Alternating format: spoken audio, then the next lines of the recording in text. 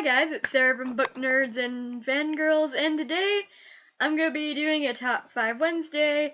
Top 5 Wednesday was created by Lainey over at Ginger Reads Lainey, but has now since been taken over by Sam on Thoughts on Tomes. So, if you want to join this group, I'll link it down below. It's pretty fun, and I like it. I forgot it was July, so I just barely scrolled through the July topics about 20 minutes ago. I've been wanting to post this video since 20 minutes ago, but I actually have to get ready. This is just like my lazy clothes. After this, I'm gonna go take a shower, get dressed, and then probably just watch Shameless and sleep or play The Last of Us because I just barely got The Last of Us or who to play for video game wise,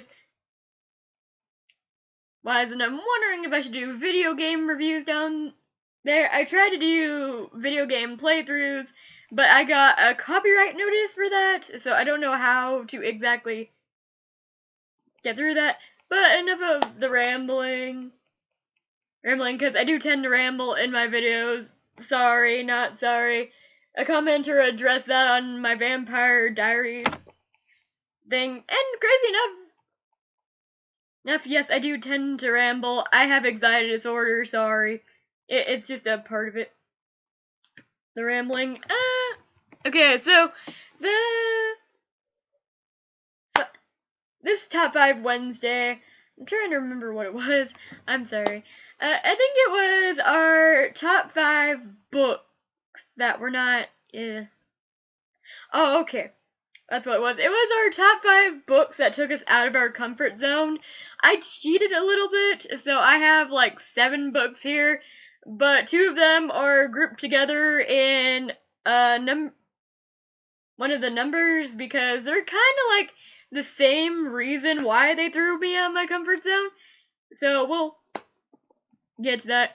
But first, I would like to start off with my honorable mention, which, I mentioned this in a lot of videos, and it's part of a genre that I read a lot, so I couldn't put this in this video, but my honorable mention for today is Demon Kissed by H.M. Ward. The reason why it was going to make it to the list before I thought about kicking it off the list was because this is the first book I've read by an indie author who is self-published. So this took me out of my comfort zone because I never read indie authors. I always stick to what other people are reading or what intrigues me. This one, it was very interesting how I got to this one. I was on my Facebook one day, and this, how they suggest you books, like, if you like Twilight, read this. If you like this book, read this book.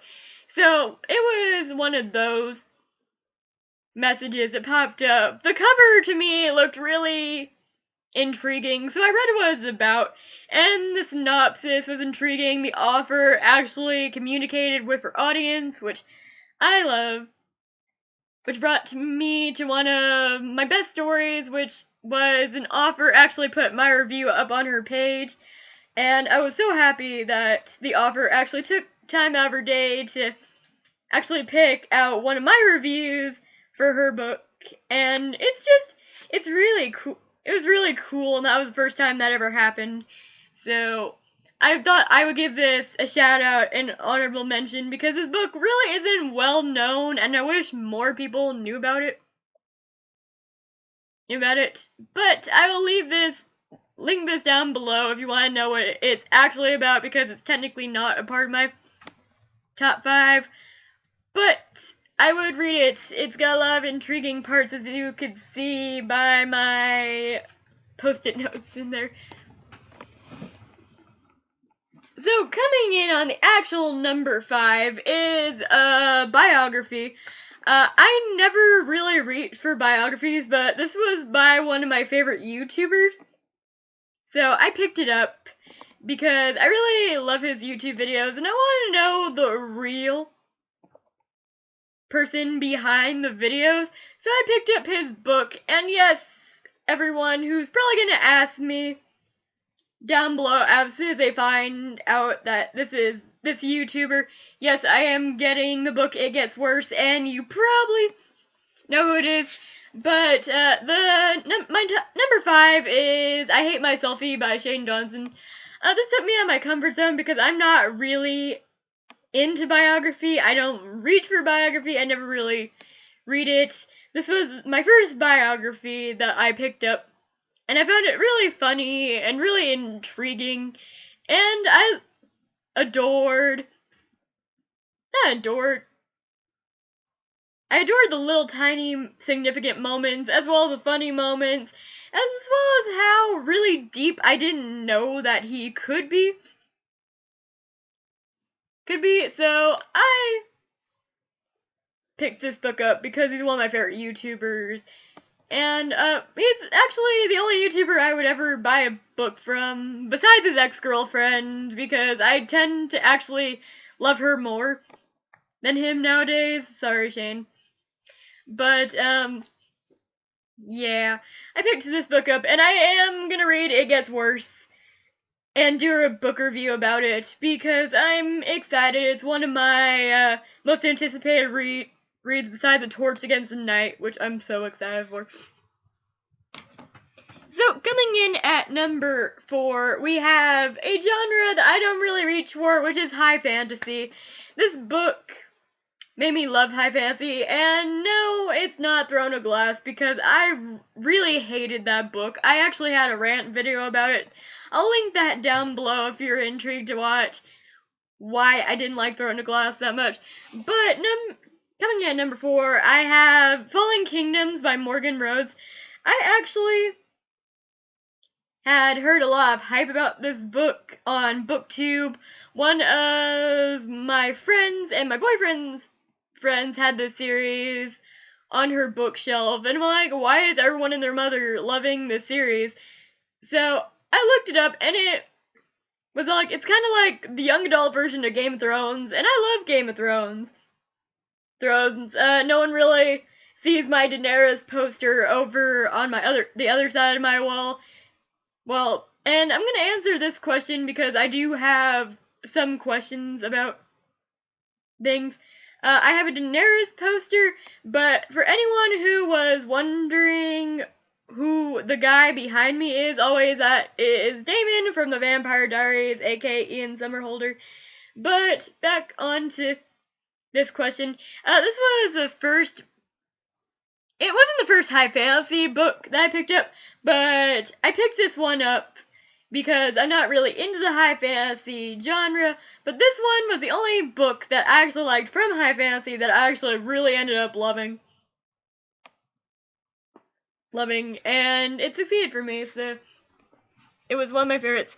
So coming in at number 3, is that 3? Yeah. Coming in at number 3 is one from the new adult genre. I don't read a lot of new adult. As you could tell by my channel, I really just read young adult, because I don't really like sex on TV shows, fine. Sex in books, I wish it was talked about more. But I don't really like erotica. Like, I've read some new adult books that are just mainly just about sex. I'm just like, okay, it's okay every now and then, but now you're just kind of like buttering on. But this book, I picked it up, and I really actually liked it. But the reason, another reason why this book was really intriguing to me is because it deals with subjects that I truly hate in today's society, and made me understand it just a tiny bit more. Not enough to actually say, hey, that's okay to do, but it made me think about it. It didn't make me want to do it, and it didn't make it alright to do it, but it made me actually sit there and think about the other people in the situation and how they felt about it. And that is Maybe Someday by Colleen Hoover. I'm not going to spoil what that subject is that I really hate about it. If you want to know, I would suggest picking up the book or reading a spoiler review about it, because I think what it deals with, actually, it's a spoiler, because I didn't know this about the book going into it, and I'm like, oh, it's one of those books, and I really got pissed off at a lot of parts, but then I got really understanding at a lot of parts, and this book took me out of my comfort zone, because it made me think outside of my morals, which I love when a book could take me outside of my morals for a second and see the other side of a situation that I wasn't aware of. So, good job, book. I applaud you. So, coming in at number 2 is actually 2 books. I said I had 7 books here, but 2 of them grouped together. And that's in the genre of understanding a mental illness that I never really knew about. So, that's taking me out of my comfort zone because I don't know anything about these things. I like being educated about these things. So, these books educated me, which took me out of my comfort zone because I read books to enjoy them, not get educated by them. Well, besides school books, of course, but I read books for enjoyment. But these books really made me think about these illnesses, and they're different from other books because they deal with illnesses that I didn't really know about. I knew they existed, but I didn't really know how severe they could be until I read these books. But, one is Every Last Word by Tamara Stone, and the second book is a book that I've just personally been raving about ever since I got that, which is Everything by Nicola, Yoon. So Every Last Word deals with OCD that is more, I think she's more obsessive than compulsive, and it was really intriguing because I didn't know OCD could actually get that bad. I have minor OCD, but I didn't think OCD could actually do that much, which I really love this book. And the poetry aspect I liked. It wasn't the best poetry I've read, honestly, but it was okay for what it was. This book was more focused on the OCD aspect and how taking yourself out of your comfort zone could actually help you out a lot, and I totally loved that, and I loved how this main character was one of the populars, but she didn't act like one. So this book took me out of my comfort zone because it was intriguing and it was interesting, and everything deals with a girl that's allergic to almost everything. Well, she is allergic to everything, and I never really read a book about a girl allergic to everything, so that took me out of my comfort zone because it deals with not mental illness, but it deals with an illness that I wasn't exactly sure existed because I never met anyone with that illness, but it was intriguing, it was a really nice read, and it had one of the biggest plot twists that I've ever read about in a contemporary. I'm like, really, they went there? Like, I was thinking they were gonna go there, I didn't want them to go there, but they did, and it was amazing. So, finally, we come full circle to number 1. What could intrigue me more than those books, you say? This is actually another high fantasy book that I read. I've been raving about it. I mentioned the second book in the series earlier in my video. If you remember that, you're probably going to know what this is, because it is the first book in my most anticipated release for 2016, which is the second book in the series. But I am talking about An Ember in the Ashes by Sabaa Tahir. This book, it took me out of my comfort zone because it's high fantasy, but it really deals with a society that's ruled by an emperor, and it's also ruled by people's hatred and other stuff, and I never really read a book that was filled with so much hatred in the world, and it deals with, what I love about this book is it really deals with how ugly society could become if it really wanted to, and it's really based off old Roman society, I think it was. wasn't like, wow, it really shocked me how cruel people were, and the cruelty, it was just really casual, like, everyone expected this to happen, and I was shocked. This book shocked me. I love everything about this book, and I really can't wait for Torch Against the Night to come out. It's coming closer, guys. End of August. I'm so excited. Yay. But this book, I would definitely recommend it. I love it. I just love all these books so much. But there you guys have it. That was my top 7 books that took me out of my comfort zone. What are books that took you out of your comfort zone? Comment down below and let me know, and I will see you guys next Wednesday. Bye!